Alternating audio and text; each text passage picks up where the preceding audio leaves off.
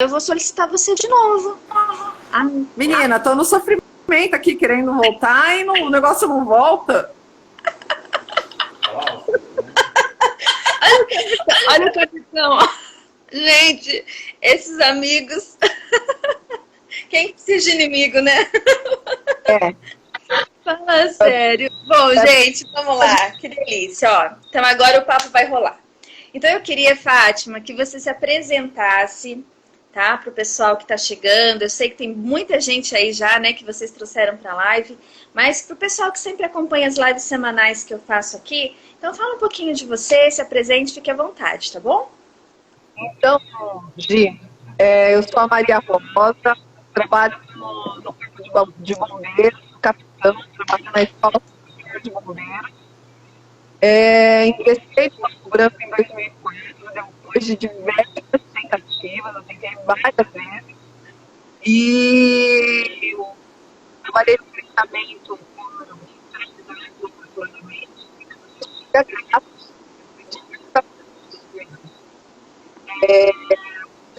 Peraí, Fátima. Fátima, peraí. Vocês estão ouvindo, gente? Vocês estão conseguindo ouvir? Para vocês ficou legal? Tá dando interferência. Para mim tá chegando assim também. Ô, pai. Ô, pai. Vou trazer o celular bem para perto, porque o auxiliar técnico não comprou. Ficou bom agora? Melhorou? Ó, eu acho que ficou legal. Para mim melhorou um pouquinho. O pessoal tá falando aqui também, ó, que tá meio chiando, tá dando uma interferência. Mas vamos assim, senão o nosso tempo vai acabar e nós estamos aqui ainda resolvendo, né, esses BOzinhos aí. Vamos lá, fala pertinho. Ele realmente está acompanhando a live no computador aqui do lado. Então ele já saiu do computador do lado. Todo mundo escutando? Estou falando para pegar o telefone do capitão, do meu irmão. Ele tem muita experiência com live, faz live todos os dias, para ele é super tranquilo. Mas vamos lá, o pessoal está colocando joinha agora, acho que está indo. Isso, vamos lá. Melhorou, o pessoal está acenando positivamente. Então, vou falar mais uma vez. Ingressei na Academia do Barro Branco em 2004, depois de diversas tentativas. Trabalhei 3 anos no policiamento, na área de São Bernardo e São Caetano. Posterior, tive a graça de prestar o concurso para o Corpo de Bombeiros, que é um concurso interno da Polícia Militar, porque no estado de São Paulo, o Corpo de Bombeiros pertence à Polícia Militar. Está escutando? Ótimo. Sim, sim. E aí fiz 1 ano e 2 meses de curso na Escola Superior de Bombeiros, que fica na cidade de Franco da Rocha, super próximo a São Paulo. E depois tive a oportunidade de trabalhar na região de Presidente Prudente, que fica aí super próximo de Assis. Foi uma experiência super legal trabalhar lá na cidade de Prudente, região. Adquirimos muita experiência. Lá tivemos o apoio do nosso comandante, né? O Coronel Martim, saudoso Coronel Martim, nós amamos ele também, grande abraço. E fizemos alguns cursos na área de salvamento, né? Salvamento terrestre, de salvamento em altura, mergulho autônomo, salvamento aquático. E por último, aí, um dos últimos cursos que eu fiz no Corpo de Bombeiros foi abordagem técnica tentativa de suicídio, que é o tema hoje da nossa conversa, né? Foi um curso super engrandecedor. Eu fiz esse curso em 2018 e com ele eu aprendi muitas coisas e mudou a minha forma de atendimento de ocorrência à tentativa de suicídio, né? Uma ocorrência aí que todos os dias o Corpo de Bombeiros atende, e esse curso veio para nos mostrar várias técnicas e quebrar vários paradigmas que a gente vai conversar aqui hoje. Que bacana, Fátima, que bacana. Bom, traz um pouquinho então pra gente como estão as estatísticas atualizadas, Fátima. Tá. O Corpo de Bombeiros atende por ano em torno de 2.500 ocorrências. Então é um número super alto, né? E se a gente for falar de estatísticas, o Brasil é o 8º país em números absolutos no ranking de de suicídio. Então é um número muito alto. É em torno aí de, deixa eu olhar na minha cola aqui, de 1.200 mortes por ano. De 12 mil mortes. O Franco me corrigiu aqui, o auxiliar técnico está aqui me corrigindo.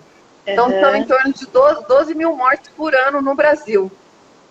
Então é muita gente, é 800 mil mortes no mundo por suicídio. Isso daí a gente não coloca nem as subnotificações, né, Gi? Porque há muitos casos de suicídios que não são catalogados por conta de falta de provas, né, que foi realmente suicídio. A gente atende vários tipos de ocorrência aí de atropelamento, de afogamento, que a gente não tem certeza se realmente essa pessoa foi atropelada ou se ela se jogou na frente de algum veículo, se a pessoa realmente se afogou ou ela tinha o intuito de se matar. Então, são muitas ocorrências, são números altíssimos.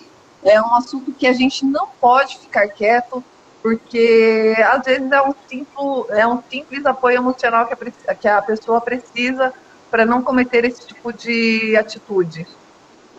Exatamente, é isso que a gente tem batido muito, sabe? Falar sobre isso não aumentam as chances de suicídio, pelo contrário, né, Fátima? Nós precisamos falar sobre temas assim, nós precisamos falar sobre os mitos, nós precisamos falar claramente dentro das nossas casas, com os nossos filhos, com os nossos idosos, porque de fato existe. Eu estava ouvindo um psiquiatra essa semana e ele falava assim que 17% das pessoas em todo o mundo, em algum momento das suas vidas, vão pensar em acabar com a sua própria vida. Em algum momento, 17%.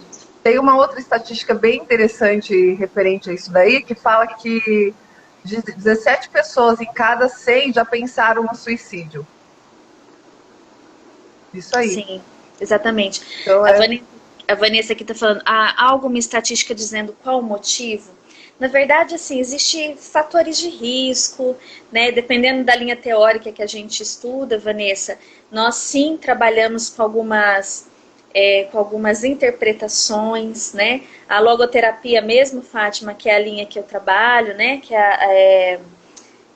O meu olhar sobre o ser humano vem da logoterapia e da análise existencial. A gente fala muito sobre o vazio existencial, sobre a falta de sentido na vida, que faz com que a pessoa perca totalmente a esperança, a alegria de viver, né? Que é motivo pelo qual as pessoas desenvolvem muitas vezes a depressão.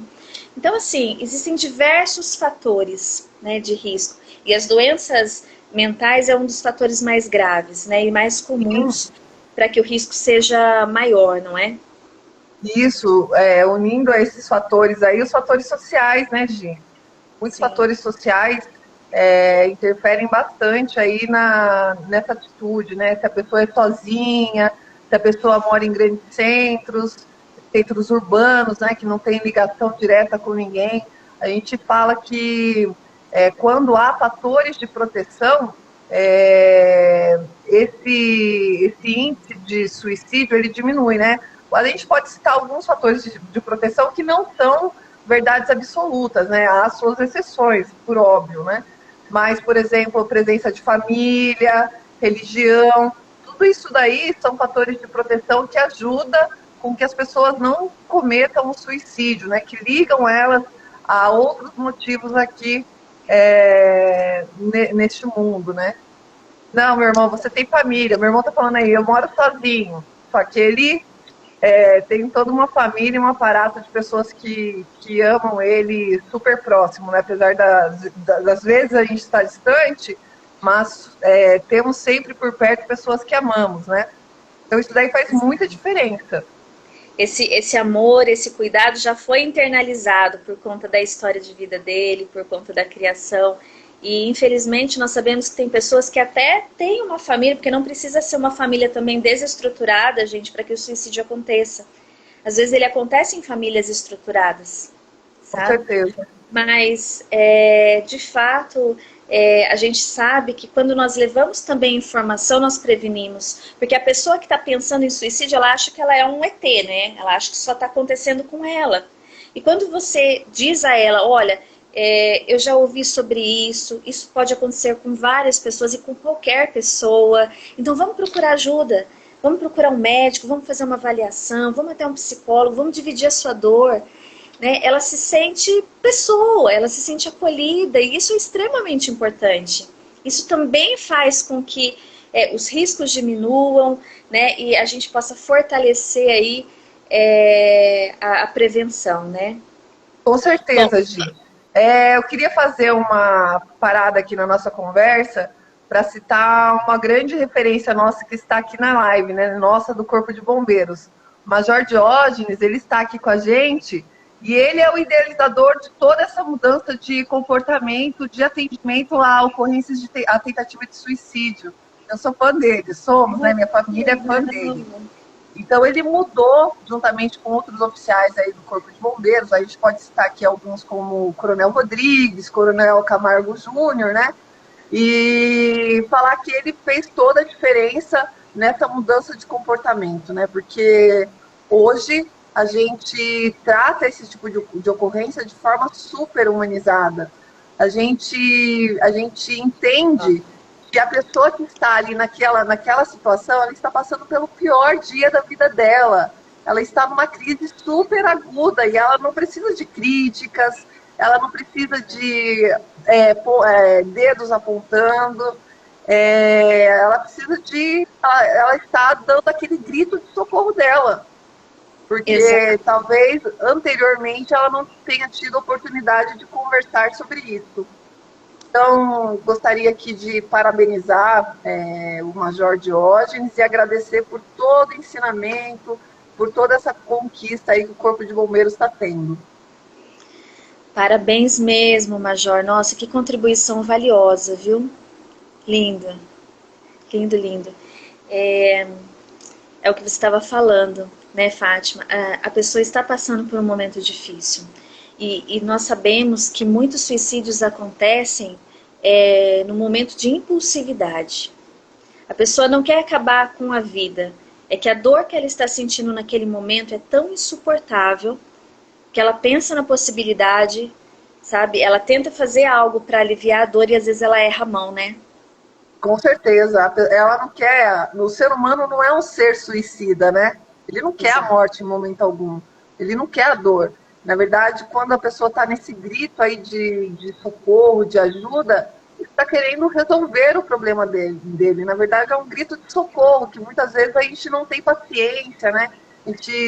Eu cresci ouvindo que a pessoa que tenta o suicídio, ele é uma pessoa sem ter o que fazer, está faltando enxada, está faltando louça para lavar. E a gente tem que mudar isso, né? A gente tem que tá chamando atenção, né? Tá querendo chamar atenção. Isso. E não é isso, né? A pessoa que está ali naquela situação está pedindo socorro, gritando por ajuda. E a gente tem que ter essa sabedoria de saber encaminhar, saber entender, saber ouvir. A gente costuma dizer lá no bombeiro, né? A gente usa bastante isso daí,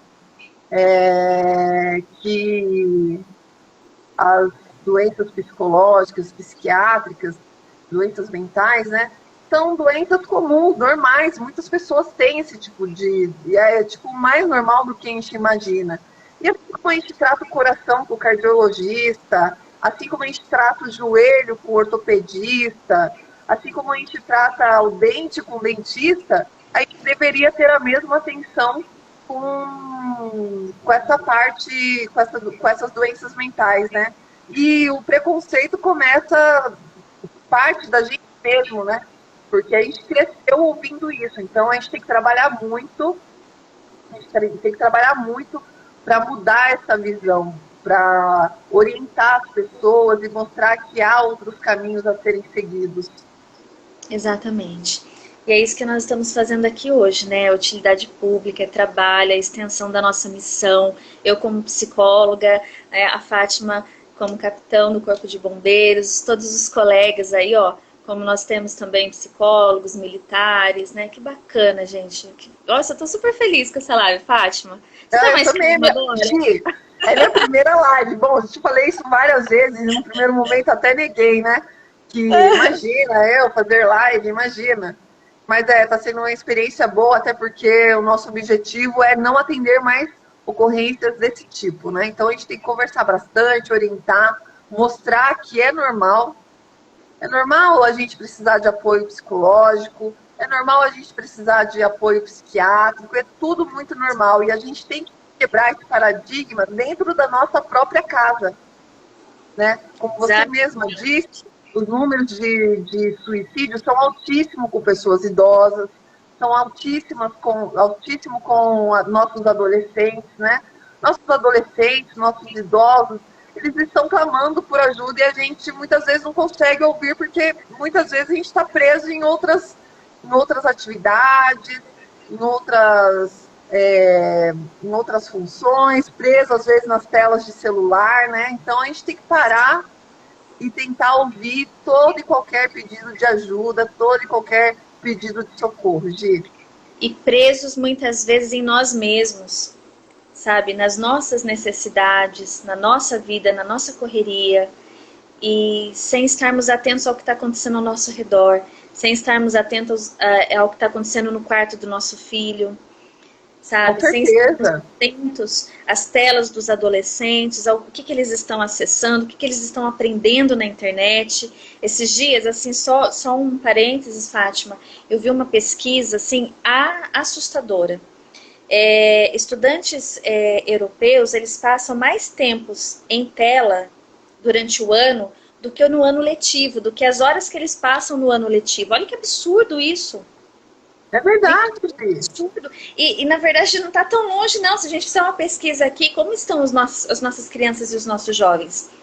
Nós terceirizamos, né, os cuidados dos nossos filhos para as telas, para sites que nós não conhecemos, para criminosos que estão só esperando uma oportunidade de ter acesso dentro das nossas casas. Então isso é muito, muito complicado.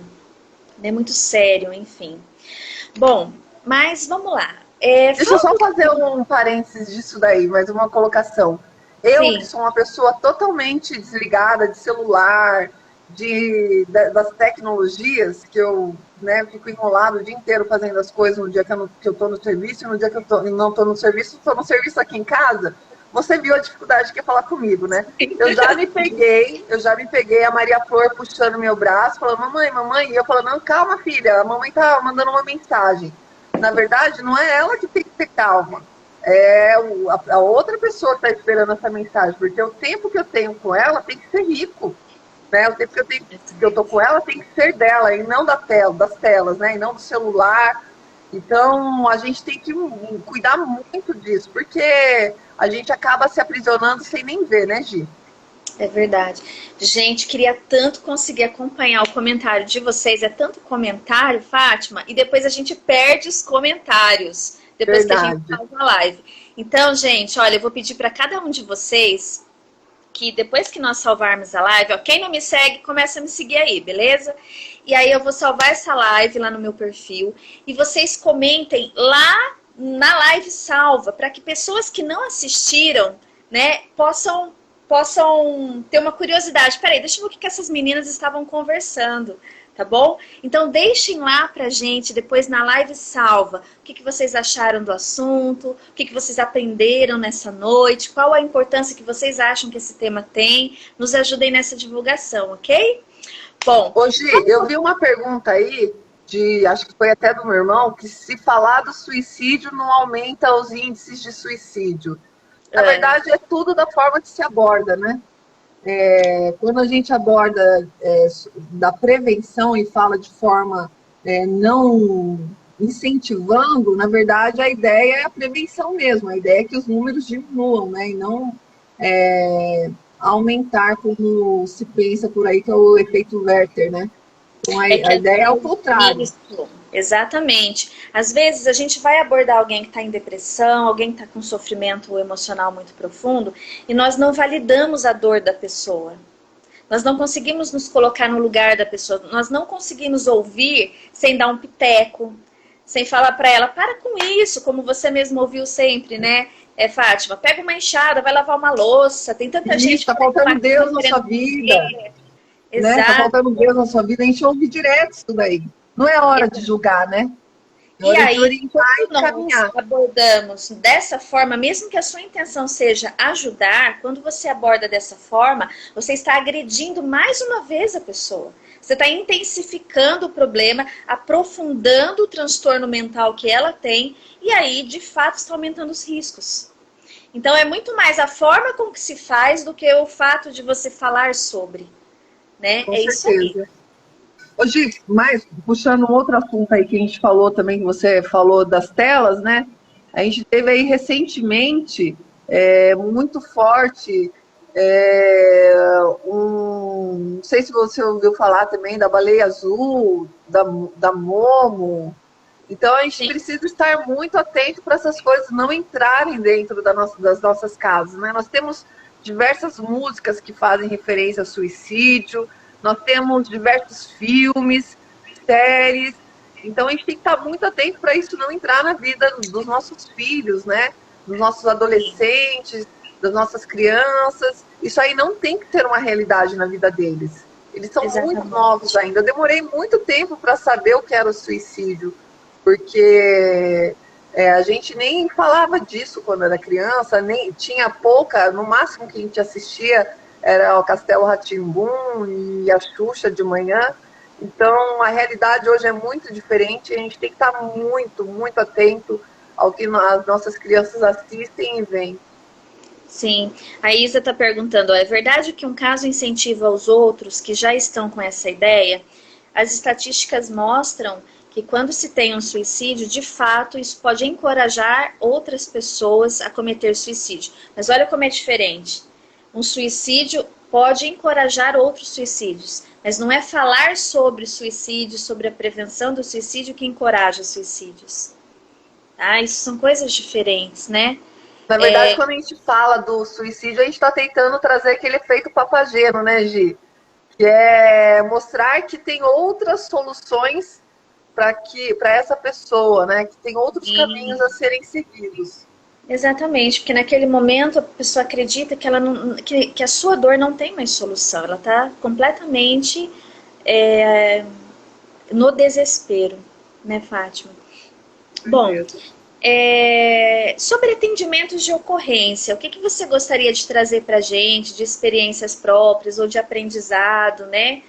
Você já teve pessoalmente em alguma ocorrência que tenha te marcado de forma especial, de forma importante, Fátima?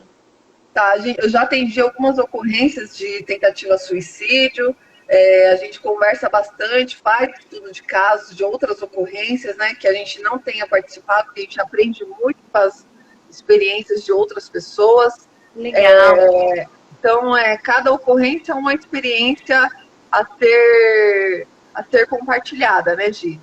Eu já atendi uma ocorrência com uma adolescente que ela tinha na mãe a figura mais importante da vida dela. A mãe andava muito doente e ela tinha sofrido abuso de um tio dela quando era pequena. Então, como a mãe estava muito doente, o tio tinha abusado dela, ela estava desempregada. Então, a gente vê que são vários motivos, né? Não é um motivo só, na maioria das vezes. Então, por vários motivos, ela se colocou naquela situação de risco, né? Então, através da abordagem técnica, que daqui a pouco a gente vai falar, isso daí que nosso grande mestre Major Diógenes inseriu no Corpo de Bombeiros, a gente conseguiu dissuadir ela dessa ideia e mostrar que havia outros caminhos, né? No primeiro momento, ela ficou muito fechada à abordagem de um homem, porque totalmente entendível, né? Ela foi muito maltratada durante muito tempo e, através aí de conhecimento, eu fui para essa ocorrência já após ter feito o curso, né? Após ter estudado um pouquinho mais, e a gente conseguiu dissuadir essa menina. Por vezes eu vou falar tentante, porque é o termo que a gente usa no Corpo de Bombeiros. E eu vou explicar por que a gente usa tentante para as pessoas saberem, né? A gente trata a pessoa que está tentando suicídio como tentante. A gente não usa o termo suicida porque ela não cometeu e a nossa ideia é que ela nunca cometa o suicídio. Então, por vezes, eu vou falar o tentante aqui só para as pessoas não ficarem perdidas. Então, a gente usa esse termo porque não é uma pessoa que cometeu suicídio, a gente não vai tratar essa pessoa como suicida. Ótimo. Porque o homem não é um ser suicida. Isso. O homem não quer a morte, nunca. É muito legal você falar isso. O doutor Leandro Teles, que tem alguns livros publicados, né, sobre ansiedade, sobre depressão, ele fala muito bem isso. Ele fala, uma vez suicida, sempre suicida? Não, isso não é verdade. Então, é um termo interessante de se utilizar. Porque senão fica também aquele rótulo, né? Nós rotulamos Sim. muito facilmente as pessoas. E isso já gera feridas, né? Já gera transtornos na vida da pessoa. Só o fato dela ter chegado nesse ponto, né? E ele fala muito que a pessoa pode sim se recuperar muito bem e nunca mais vir a tentar. Com certeza, com certeza. É tudo tratamento, né, Gia? Eu vou falar de novo porque eu acho super importante. Assim como a gente cuida do coração, assim como a gente cuida do joelho, assim como a gente procura os melhores especialistas para tratar da nossa diabetes, do nosso colesterol, a gente tem que procurar o especialista para nos dar todo o apoio emocional, psiquiátrico e tudo mais.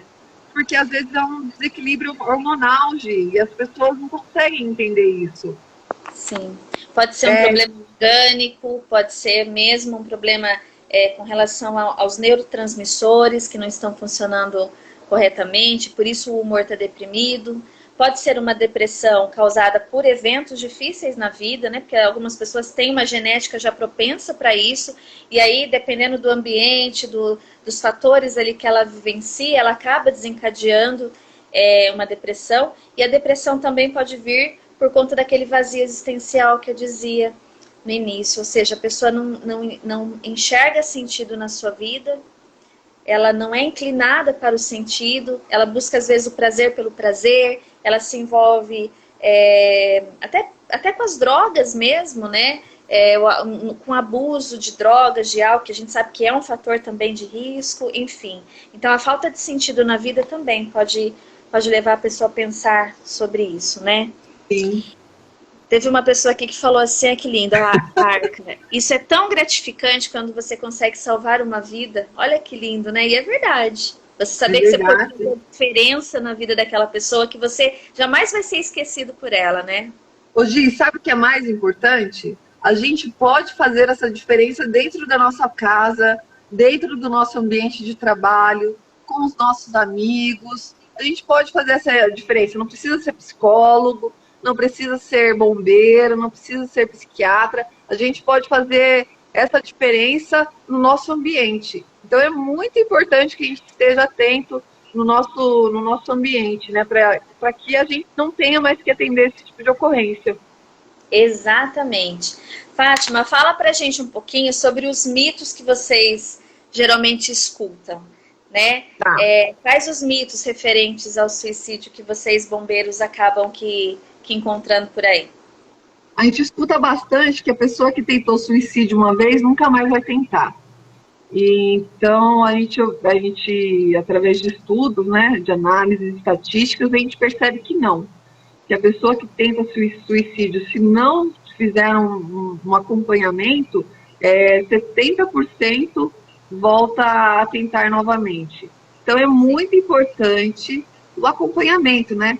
E o Franco brinca que assim como ele tomava assim, vastatina todo dia para controlar o colesterol dele, é muito importante que a pessoa que necessita de um tratamento, ela faça esse tratamento certinho. Ah, mas eu vou tomar o comprimido, tarja preta, para o resto da minha vida? Talvez seja necessário. Qual o problema disso? A gente vê aí pessoas que tomam todos os dias a tal da simvastatina para controlar o colesterol e tá tudo bem, qual o problema disso? Não é verdade? Então não há problema, tem que fazer acompanhamento, tentou uma vez, liga lá a luzinha de alerta, fica muito esperto, porque a probabilidade dessa pessoa voltar a tentar é muito grande. Ok. Eu tô vendo aqui, o capitão comentou, o capitão Silva, Silvaro, não, Silva Rosa, né? Rota. É, nós somos criados para viver em plena felicidade. É verdade. Mas essa vida, nós não vivemos 100% felicidade, né? E uma coisa que é interessante, Viktor Frankl, o criador da logoterapia, capitão, ele nos fala assim, que o homem só aprende a sofrer sofrendo. Nós precisamos também encarar o sofrimento como algo natural da vida. E, Sim. e as gerações que estão vindo, que estão crescendo, com essa ideia de eu só posso ser feliz, é muito perigoso, porque diante do primeiro sofrimento que a pessoa tem na vida, o que ela faz? A gente às vezes vê adolescentes que foram deixados pelo namorado, tentando suicídio, gente. Com certeza. Não, e não são poucas, viu? Não toleram a mínima frustração, não toleram o mínimo sofrimento. E nós precisamos ser educados para suportar o sofrimento, para entender que tem coisas que não mudam, tem coisas que nós precisamos nos adaptar, tem sofrimentos que vêm nos trazer crescimento, maturidade, né? E infelizmente não é o que a gente vê por aí, né? Na cabecinha do jovem, do adolescente. Falando nisso, o Franco atendeu recentemente uma ocorrência de uma adolescente que estava na transição de colégio para faculdade, que estava tentando suicídio porque o pai não queria pagar a faculdade de medicina. Gente. Então, realmente, no mundo dela, isso é um problema muito grande. Sim. E a gente precisa que essas pessoas que não conseguem assimilar esse tipo de problema procurem apoio emocional, porque existem outras saídas, né? De repente ela estudou mais um pouquinho, passa numa faculdade de medicina aí, estadual, federal, e pronto, vai ser super feliz também, né? Isso que as pessoas precisam entender, que sempre existe outro caminho. A gente tem problemas, por exemplo, com adolescentes que tentam suicídio porque o pai deixou de castigo e tomou o celular. É isso então, aí. Tolerância zero, né? É tolerância zero para frustração. É um absurdo. E aí, quando esse filhinho que foi poupado de qualquer frustração chega diante da vida, né? Ele só apanha. E ele não sabe o que fazer com isso. E ele acha que ele não vai sobreviver a essa dor. E é isso. Nós pais temos a função de mostrar que sofrer é normal, né? E não é fácil ver um filho sofrer. Isso é uma ciência ainda de como criar e educar um filho, né? Sim, exatamente. Bom, você quer falar um pouquinho sobre os sinais? Como que a gente pode perceber alguém que está em risco de suicídio? E como proceder? Nós temos 7 minutos, gente. A nossa live vai cair. Que absurdo! Também, né? Passamos 20 minutos num perrengue aqui para funcionar o negócio. Mas, enfim. Eu prometo que da próxima vez eu vou procurar o cabinho no meu celular, enfim, mas vamos focar, né? Então, sinais. A gente tem que estar atento a mudanças de comportamento, né? Temos casos aí de adolescentes que cometem automutilação e os pais não conseguem ver isso daí dentro de casa, né? Aquelas verbalizações, tipo, estou cansada desse mundo, não aguento mais viver, qualquer dia eu pego minhas coisas e vou embora, vou me matar. Quando tem a verbalização, a gente tem que estar bem atento. E aí, o que fazer, né? Uma situação dessas? Dar uma enxada para carpir, dar uma louça para lavar? Não é só isso, né? Encaminha lá para um apoio psicológico, um atendimento psiquiátrico, né? A gente não pode achar e nem pode ter na nossa cabeça que psiquiatra é médico de doido, né? A gente ouvia muito falar isso quando era criança, mas hoje não. Hoje a gente tem que mudar isso daí. Além disso, a gente tem uma ferramenta super importante, super legal, de fácil acesso, que é o CVV, né? O Centro de Valorização à Vida. Sim. Infelizmente, é super pouco divulgado. As pessoas não têm muito esse conhecimento. O CVV ele é acessado aí a qualquer hora, através do número 188. E eles também têm chat para conversa. E não é só para casos de tentativa de suicídio. Eles são um apoio emocional. Eles estão lá com pessoas preparadas e dispostas a ouvir. Então, é muito importante que a gente se socorra com esse tipo de atendimento. Como a gente tem bastante policial militar assistindo a nossa live, eu gostaria de dizer também que a gente não tem que ser forte o tempo todo, a gente pode chorar, a gente pode conversar. E aí eu vou até trazer mais um mito aqui, que é que as mulheres se matam mais que os homens. Na verdade, não, né? Os homens se matam mais que as mulheres, né? A OMS traz a estatística para a gente de 15 homens por 100 mil habitantes e 8 mulheres a cada 100 mil, né? Então a gente vê uma diferença aí bem grande dos números de homens e mulheres.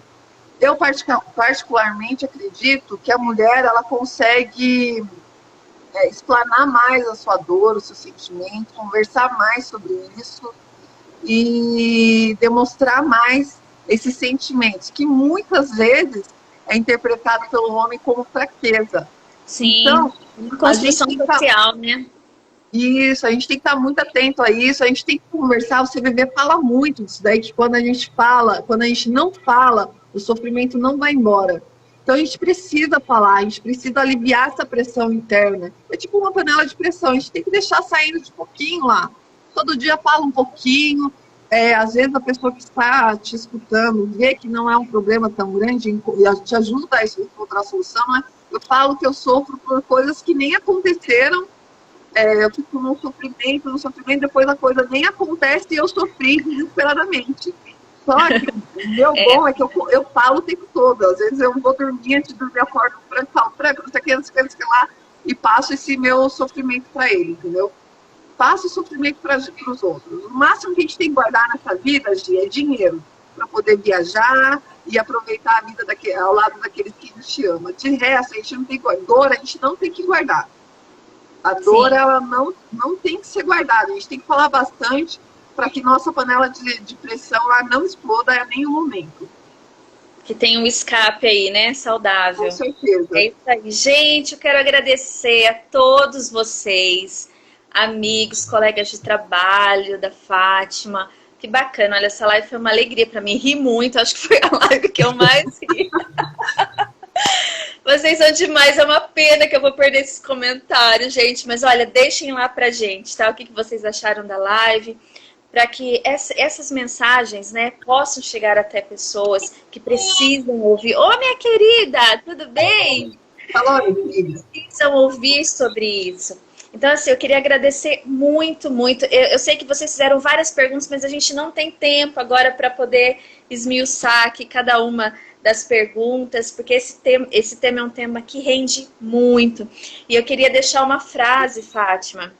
É uma frase do meu querido autor Viktor Frankl, né, da logoterapia, e ele fala assim, olha, na verdade ele cita essa frase que é de uma outra pessoa, e ele fala assim, seres humanos não são objetos da existência semelhantes a cadeiras ou mesas. Eles vivem. E se eles sentirem que suas vidas estão reduzidas à mera existência de cadeiras ou mesas, eles cometem suicídio. Então nós precisamos falar da valorização da vida, do quanto é lindo viver, do quanto o sofrimento faz parte e do quanto o homem é capaz de lidar, enfrentar e superar os seus sofrimentos. Então nós estejamos mais vezes juntas aí nessa missão, Fátima. Isso, Gi. Muito obrigada pela oportunidade. Parabéns mais uma vez pela iniciativa. Obrigada a todos que pararam aí o momento da sua vida para nos escutar, né? E o que eu gostaria de dizer é só isso, agradecer e que as pessoas estejam atentas a quem está do lado, porque a intenção do Corpo de Bombeiros é nunca mais atender uma ocorrência de tentativa de suicídio. Se precisar, nós tentamos e a gente vem trabalhando para que todos os bombeiros saiam da escola com conhecimento suficiente para atender esse tipo de ocorrência. Estamos trazendo os bombeiros que não tiveram esse tipo de aprendizado ainda para a escola, para atualizar e mudar esse comportamento e atender de forma humanizada a cada um que precisar. Exatamente. Parabéns pelo trabalho lindo de vocês, viu? Gente, Nossa, né? Deus. Isso, nossa. Beijo, gente. É isso aí, Obrigada. Todos juntos pela valorização da vida. Nós vamos falar ainda nesse Setembro Amarelo bastante sobre esse assunto nas lives de sexta-feira à noite. Eu peço que vocês nos acompanhem, ajudem a divulgar as lives. Põe lá no seu story, marque a Fátima, me marque lá, para que a gente possa divulgar, que a gente tenha essa força para divulgar essas mensagens do bem, viu? Beijo, gente! Beijo. Boa noite! Boa noite, Florzinha! Tchau, tchau. Obrigada, Thiago! Tchau, tchau, gente! Até mais! Beijo.